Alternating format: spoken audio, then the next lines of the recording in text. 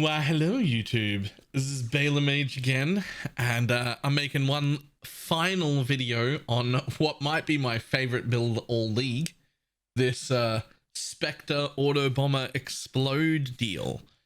If you don't know what I'm talking about and you haven't seen this before, I want to point you back to the original video because I am not going to be going over the mechanics, how this functions, how this works. This is all covered in the previous video. But due to popular demand, what we did do was put together a degenerate min-max softcore trade version of this in Path of Building. Unfortunately, because I'm playing in a private league, I just cannot get access to the amount of things that I would want to actually min-max the absolute hell out of it, just to show you what it could do with seemingly infinite currency. So, big warning at the beginning of this video, the Path of Building will be expensive. Making this gear will be expensive. And I do mean expensive. That being said, you don't have to copy every single part of it at once. If you're min-maxing this build in a trade league, obviously you can go step by step by step. So, I want to address a few things from the original video. Since this is an update, I'll be assuming you've seen the original video. If you haven't, stop now, watch that video, come back if you're interested. So the first thing I want to say is our DPS calculations were very off. Unfortunately, I can't tell you what our DPS actually is. I can't tell you what it is in the footage we've got in the background, where I've got some very bad, reasonably bad, at least, gear in our private league environment. I cannot tell you what that DPS really is. I actually don't know. All I know is it's way higher than Path of Building says, because I was killing Ubers. This is the easiest feared kill I've ever done in my life. I did it like rolled to like 70% quant. I normally do my feared encounters white, and I normally struggle with them. I did this one out with whatever it had on it and like 70% quant. I didn't even care. Didn't even notice. It was my easiest kill. So I don't know what the damage is, but it's high. So all I can go off is the average hit damage in Path of Building. So the average hit damage in the footage you're seeing in the background, Path of Building says is 800k. I guarantee it's closer to like 1.5 mil, but Path of Building says 800k. So from that into the min-max Path of Building, I've got Path of Building to show me 4.3 mil. Again, that's per hit. And I do not know what the actual number is. All I know is the 800k number was way higher. So I assumed the 4.3 mil number is also way higher. Let's jump into Path of Building and I'll show everyone the things that I've done. So here is my bullshit min-maxed Path of Building. The first thing that I want to point out is that we are no longer using the shield. We are now using a +1 minion, max minion life, minion damage, life gain on block shield. I very much like being tanky. We've got all of our effective hit pools up quite reasonably. I absolutely love it. We are no longer using that shield. However, we still need to burn our minions quicker. So without Necromantic Aegis and without that shield, we needed to find a way to burn our minions quicker. That way is only one way. It is the Fortress Covenant Jewel. I originally had hoped that I would be able to put it here and that I would be able to take just these 3 notables because they had really good travels and that 3 would be enough. Found out very quickly 3 notables was absolutely not enough. So the line we're stacking here as the last line on the jewel says, notable passive skills in radius are transformed to instead grant minions take 20% increased damage. That's how we're making them die quicker. I found for me that the magic number was 6. So I've got 1, 2, 3, 4, 5, 6 all right here. Technically you can get 7, but I tried it with 7. They actually started to die a little bit too fast. And the answer for what is too fast is I want my minions to be able to make it to the edge of the screen before they explode. Not because it would be the highest DPS. Obviously taking 3 more nodes, making them burn slightly faster would be slightly more DPS. But because I didn't need any more DPS at all, And what I do like, what I am valuing is like ease of play and smoothness and everything like that, and having full screen coverage of it. Doesn't matter if the boss is over there or if the rare is over there or whatever. If it's near my screen, the minions will make it there. They'll kill it. Great. So this is a thing I think everybody should be doing. The reason we've taken this node instead of this node is because this node only took us 1 point. That's pretty important. It looks like a very expensive node, but it is not, because we always needed this mana mastery. I was previously getting it here, which would be 1 point, 2 points, and then the mastery, and it was worth it for a 3-point mastery. We absolutely needed that. That means that cost us 3 passive points to get that mastery, but it was easy, needed. We needed that mastery. So over here, 1 point, 2 point, 3 point, 4 point. 4 points for the mastery instead of 3, but the extra point is spent on the notable, which doesn't do this. It instead does this. So that's great. Otherwise, this one's only a 2 point. At least you get a bit of armor. This one's a 3 point, but you get some life regen, which is something relevant. And again, we want the mastery. In this path of building, I've taken the 50% reduced life regeneration mastery. Depends on what content you're doing. If you don't need the reduced life regeneration, you could easily take the 50 flat regen, which is quite nice. We do have 1,000 regen here, so that's actually does feel quite good. But I personally prefer to stop enemies regenning because it just annoys me. And then obviously the travel node here is life. So we do lose this 10% life, but it's worth it. It's mandatory, part of the build. In a perfect min-max scenario, as with all minion builds ever, you're always building 35% increased effect, life, and other suffixes and whatever minion nodes you need on a 12 point with no notable. It's just always what happens. Same deal on one of these to get us some life.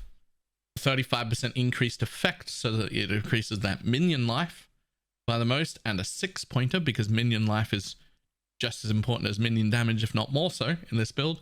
The second one is slightly different because you can't get the increased effect. Life from death is mandatory, and without having increased effect, it does mean I probably want to build an actual second notable. Hulking Corpses gives us the most amount of damage, so that's the one. This one is probably the less important cluster. I still have it as a 6. What I mean by less important is it's less important to have it as a 6, and it's less important to have it with good suffixes on. You do need this notable. It is mandatory, but this cluster could be a 4, could be a 5, could be a 6. Obviously, in a min-max path of building, I'm level 100, so make this a 4 instead of a 6. Pull 2 points of it out of it. Suddenly you're level 98. And if it were me, just so that people are aware, this is the last point I would put in. It's 12% life. It is still pretty good. We've got some floating lives that are 6%, which you could drop. And also I took this last because I was already pretty tanky, and even without it, I still have a pretty good amount of regen. There's still 700 life regen there. I took this for like the last 3 points just because it was like easy more recovery, and there wasn't any more damage I could find to squeeze out, so I took that last 3 points for that. Okay, that's everything on the tree cupboard. Oh no, it's not. One more thing. For anyone who watched the last video, you may have seen that I was very suspicious that I was going to end up with Legion of the Primordial Forbidden Jewels in the min-maxed version. That didn't end up happening. We did spend about 3 hours doing the math, and this is not very neat. I'm going to leave it all here so people can read it if they want to, but the reality is these are path of building numbers. So again, all these numbers are much lower than what it feels like in game. I can't tell you what the damage numbers actually are. They feel significantly higher than this, but we're just going to use these numbers so that we can compare different variants of the build. All right. So again, the actual DPS number doesn't matter. It's just, this is half of that. This is double that, etc. Right. So 7 pure Spectres. When we worked it out in the end, I do have all the bits that you need to calculate this yourself if you want. With 7 pure Spectres in my min-max path of building, I could get the DPS to say 9.7 mil. With 5 Spectres and 5 Golems, it cost about 50% more to do this setup. It was very expensive. And it ended up being 13.8 mil on the Spectres and only 1.3 from the Golems total. And again, the path of building numbers, so all the numbers are higher, but that ended up being the best we could get out of it, which left me with a total of 15 mil. However, with just a straight 5 Spectre setup with the Giga helmet, which was much cheaper, we still end up with 15 mil. So there was just no reason to go through all the extra hassle. This wasn't just more expensive, but it also took up 3 extra jewel sockets, which is a bunch of suffixes that we need. It made all gear requirements a lot harder. It made getting res a lot harder. One thing I will note, I will fix this before the video goes out, but I'm actually way over res cap on my gear right now, and I didn't meet the dex requirement. Obviously, that's not a problem. I've got like 300 more res built into this thing than I need, and I need like, what is that, 70 dex or something? It'll be an easy fix. That'll be fixed in the path of building you get. All right, the next option was we had 4 Spectres and 5 Golems, which is a different setup if you use the a different chest, which we'll get to in a minute in the gearing section. But that only left us with 12 million.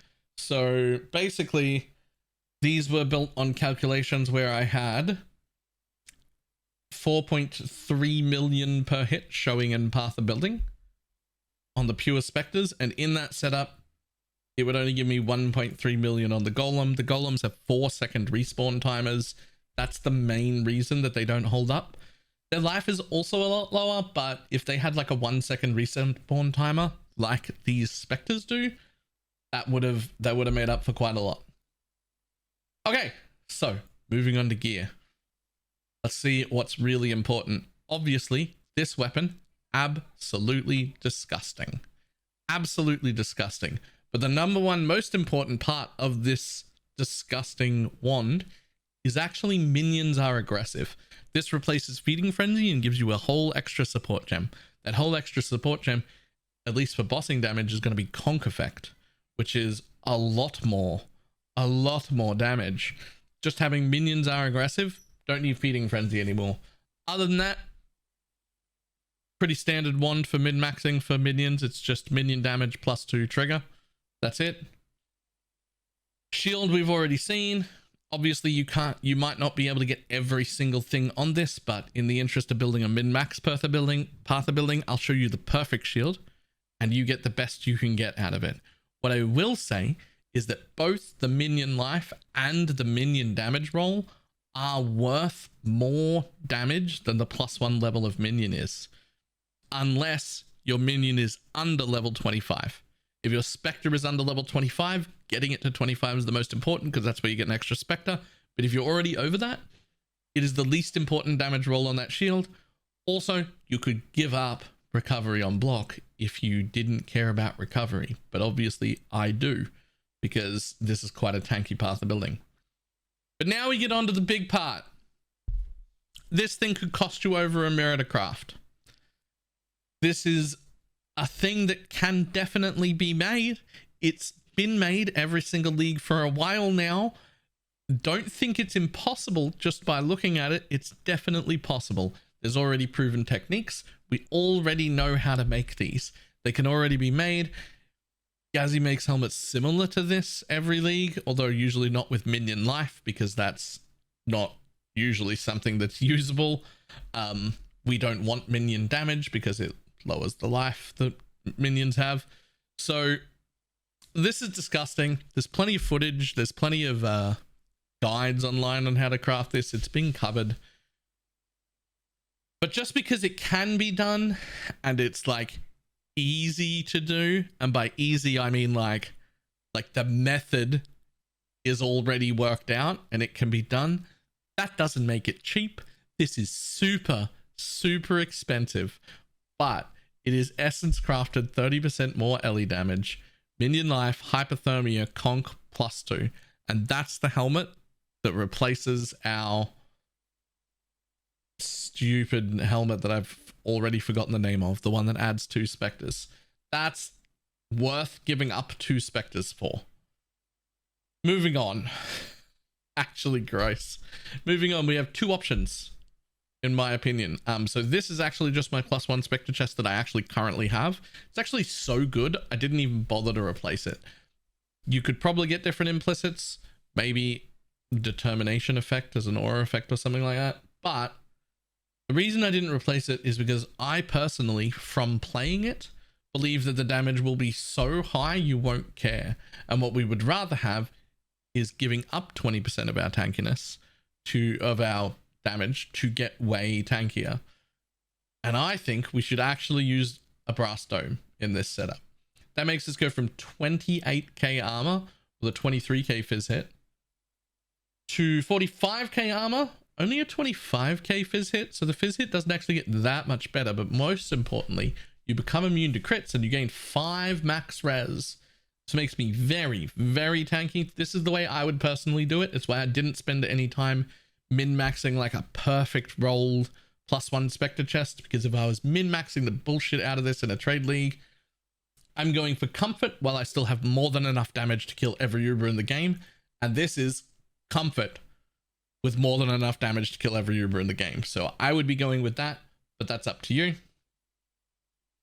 We've got some gloves here, 40% minion damage total. Nothing else special about that. There's actually not even an implicit I want on the other side of these gloves. There's nothing. Boots, very important. Chance to avoid bleed isn't as important. It's the only chance to avoid bleed that I have in here. You could potentially get some somewhere like on corrupted endurals, but I didn't go that far. But the chance to avoid shock is, these are essence crafted, 100% chance to avoid shock. Using that with the Storm Shroud, ta-da, ailment immunity. So very important to get that from there. Here we've got rings. Both rings are built with minion speed in mind. This doesn't actually affect your damage at all, but it sort of does. It doesn't, but it does, because minions that can get further away from you before exploding make your map clear better. They make your boss damage better anytime you've got to dodge something or run around. Like, the fact that you get movement speed means shit can be further away from you and still die. That's all it does, but it's great. Something important of note is that the second one here is a bone ring. Bone rings are probably the best in slot. The problem is you cannot have minion all res as an implicit. Minion all res bricks the build.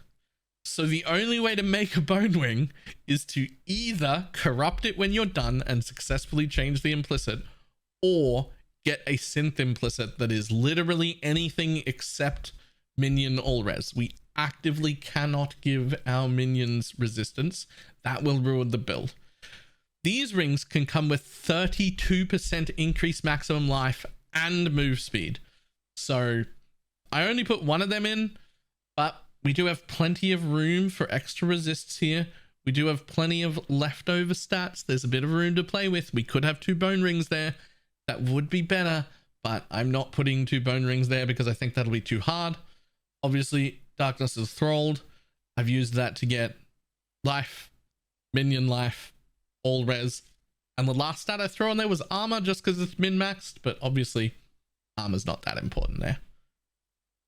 Progenesis, Taste to Hate, Quicksilver, Granite, pretty standard. I only made the one Cobalt jewel that I just copied over and over again. You will notice that it has damage taken recouped as life and reduced bleed duration. Those are not really important stats. I just hate getting bled. The important stats are percent life and minion percent life. You could also very, very, very happily have a Ghastly Eye in any of these slots that has flat life for you and percent minion life. Those ones could also roll some sort of like minion damage if you used a minion skill recently, but that only works if you use Convocate. I'm not sure if bone armor, the thing that sits on our left click, actually counts. As far as I can tell, it doesn't, but I'm not sure about it. So it would only really work with Convocate and Offering. Both of those we use enough, so you could get away with that. I think those would be good options as well. I've just put Cobalt Jewels in. Next, and perhaps most important here, nearby enemies are chilled, is the suffix on this charm. That just gives me an AoE chill so I can use the hypothermia support. Very useful. Otherwise, 3 offering effects. I also put the minimum endurance charge ones on there just because, hey, if you're going to min-max something, min-max it. Obviously, it's just an endurance charge. It's not the end of the world. The offering effect is mandatory. The endurance charge is not. The Watcher's Eye we have here. The actual important part is phasing. Phasing while you have haste. Because in order to drop the phasing flask for a taste of hate, I want that because I want phasing all the time. Whew, okay. My lord. That is some min-max degeneracy in the path of building over here. There is one more thing that is worth mentioning, which is that you can get a lot, and I mean a lot more damage by getting your auras, which are somewhere here. Where did I put my auras? Hang on, we've lost them. Here they are. Now, we don't have enough room to use Skitterbots, but if we were to replace any aura with Skitterbots, the average damage per hit goes from 4.3 mil to 5.1 mil. So if you can either, you're already ailment immune, so maybe an Adorn jewel with like more offering effect, or perhaps fitting in some chance to block in suffixes in your jewels might allow you to drop Tempest Shield and run summon Skitterbots instead. That'll get you a lot more damage. There is no other form of shock in this build, which is where most of that is coming from. It is literally just a 15 to 18% shock depending on what you're doing that we just can't fit. It doesn't exist. Also, if you were running Skitterbots, you would not need the charm. The third charm that I have, that is the nearby enemies are chilled, because Skitterbots would do that for you too. Okay. That is the end of my degenerate min-max path of building. I don't expect anyone to take it this far. It's fun to look at. Definitely pull some things from it as you want. I don't expect anyone to take it this far, honestly, but this has got to be the most fun build I have played in a long time. I'm moving on now to, I think, Lightning Trap next. I'm going to try and make a Lightning Trap build so we can see how that goes. But this was really fun. Can't suggest it enough. That is all. I will see everybody next time. Goodbye.